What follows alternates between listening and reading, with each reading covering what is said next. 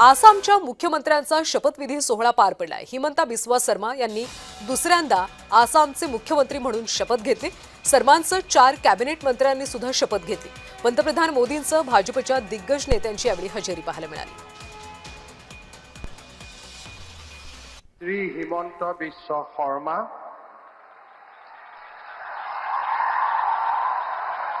ঈশ্বৰৰ নামত শপত লওঁ যে বিধিৰ দ্বাৰা স্থাপিত ভাৰতৰ সংবিধানৰ প্ৰতি মই প্ৰকৃত বিশ্বাস আৰু আনুগত্য পোষণ কৰিম। মই ভাৰতৰ সাৰ্বভৌমত্ব আৰু অখণ্ডতা অক্ষুণ্ণ ৰাখিম।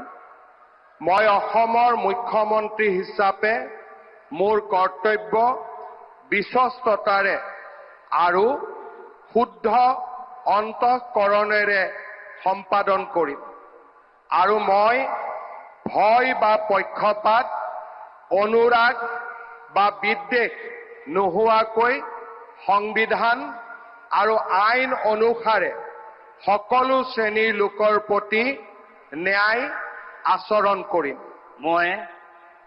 মই শ্ৰী হিমন্ত বিস্বা শৰ্মা ঈশ্বৰৰ নামত শপত লওঁ যে মই অসমৰ মুখ্যমন্ত্ৰী হিচাপে মোৰ কৰ্তব্যৰ যথাযথ সম্পাদনৰ বাবে আৱশ্যক হোৱাৰ বাহিৰে মই এনে বিষয় যি অসমৰ মুখ্যমন্ত্ৰী হিচাপে